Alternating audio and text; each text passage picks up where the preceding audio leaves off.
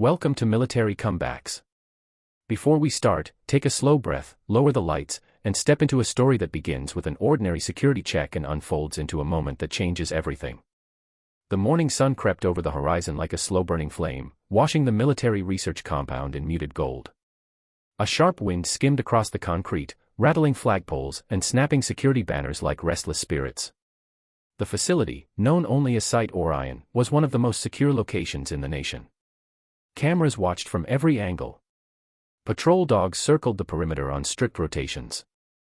Every visitor, every employee, every shadow was scanned, logged, and tracked.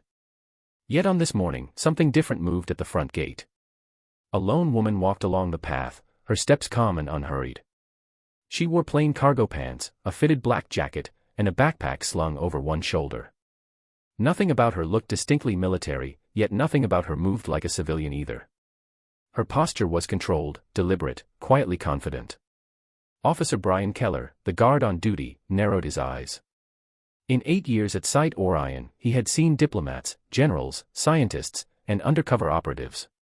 But he didn't recognize her, and here, not recognizing someone was a problem.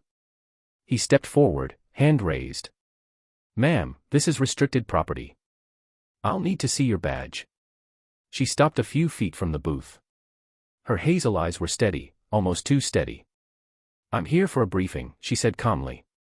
Brian frowned. "No one enters without clearance processed in advance. Badge, please." She reached into her pocket, but instead of a badge, she produced a slim metal card. No photo. No insignia. No markings at all. Blank. Brian's eyebrows lifted. "This isn't funny.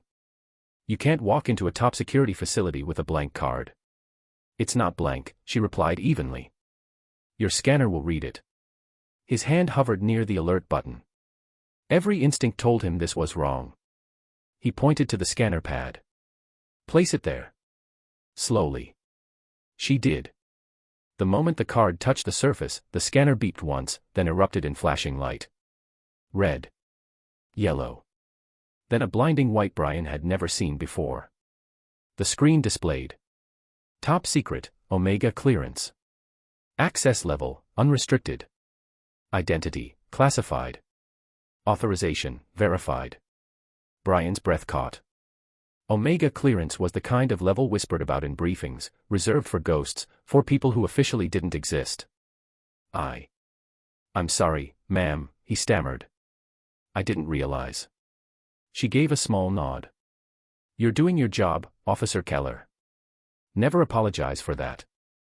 There was no arrogance in her voice. Only weight. Experience. Something heavy and lived in.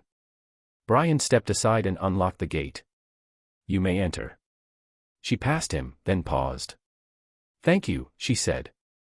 He had heard thousands of thank yous. None like that one.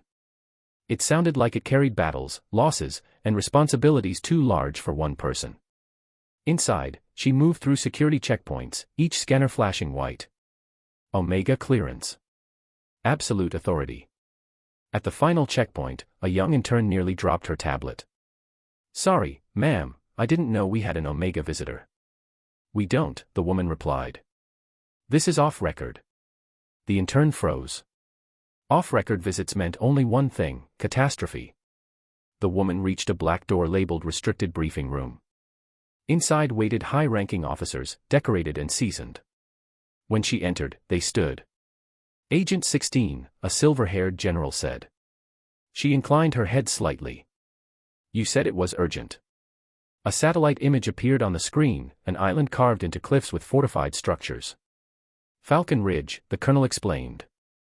2 nights ago, all communication went dark. 200 research staff were inside. "Who took it?" she asked. "We don't know," the general said quietly. "But one of those inside is your father." Silence filled the room. "He retired," she said slowly. "He shouldn't have been there. He was consulting." "Only we knew," the general replied. "We're sending a rescue team in 12 hours. But we hoped you'd go first." She looked out the window at the dimming sky. "That's why you used the Omega beacon." "We need you," he said softly. "He needs you." For a moment, the legendary agent, the ghost, felt something she rarely allowed herself. Fear. Not of enemies. Not of death. Of loss. Prepare transport, she said. I leave in 1 hour. On her way out, Brian stood in the corridor. He hadn't planned to stop her, but something in him needed to know. Ma'am, who are you, really? She studied him for a long moment. When I was 17, I took an oath that erased my name and my future. I became a number, a shadow sent where others don't survive. She paused. But before that, I was just a daughter. To a man who believed I could be more.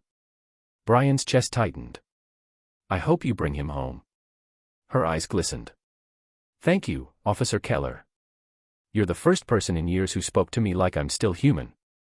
You are human, he said. She touched his shoulder lightly.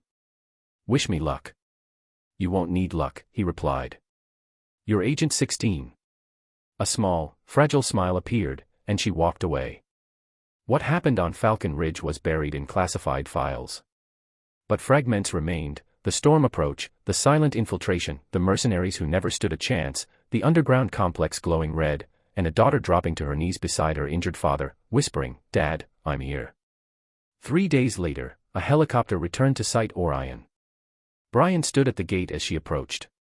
The scanner flashed white again, but this time she carried something else, a tired smile.